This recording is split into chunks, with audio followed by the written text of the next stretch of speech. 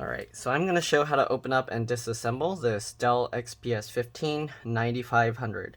So first what you want to do is get a T5 screwdriver and then remove all the screws. So there's 1, 2, 3, 4, 5, 6, 7, 8. Alright, once you remove all those screws, the front ones do go in at a slight angle, so just know that if you take them out or put them back in that you have to put them at an angle. Don't try and put them straight down like the rest. Alright, so after you remove the screws, you'll want to open it up. You'll see there's a gap here between the cover and the palm rest, so you'll want to use your pry tool or your fingernails and just get between the gap here. Okay, alright, might be a little tricky. You might need a very thin pry tool. Okay, let's see, I got this earlier, but so it will help to use your thumb on the front here to push the thing in, the palm rest, but don't push on the trackpad, of course, just like every other model. You don't want to risk damaging it. Okay, once you do that, then you can get underneath and then you can pry the cover up. Okay, so you can see now I'm getting the cover out. Okay, want to go around. Okay, again, be careful for the trackpad, you don't want to push that in. Okay, so just go around.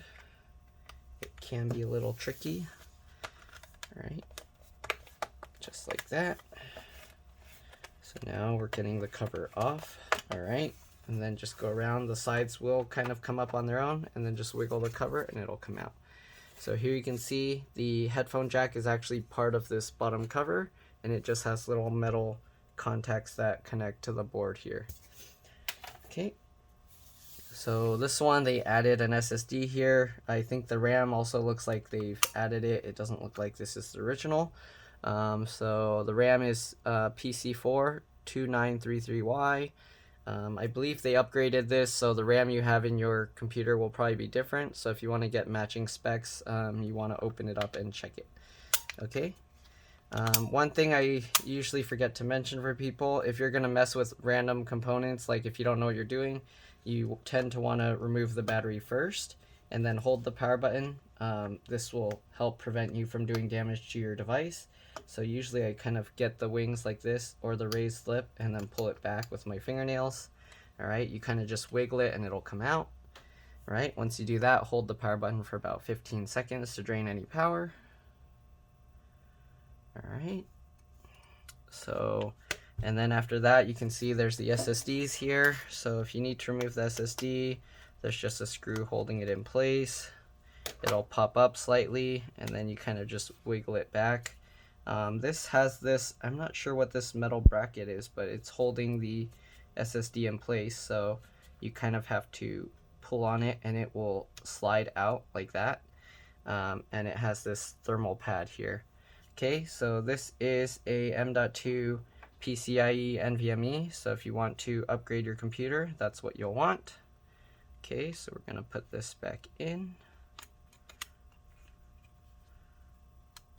Same thing, just slide it back down, line it up with the little gap that it has, and push it in. Looks like it's going to be tough to slide this thing back.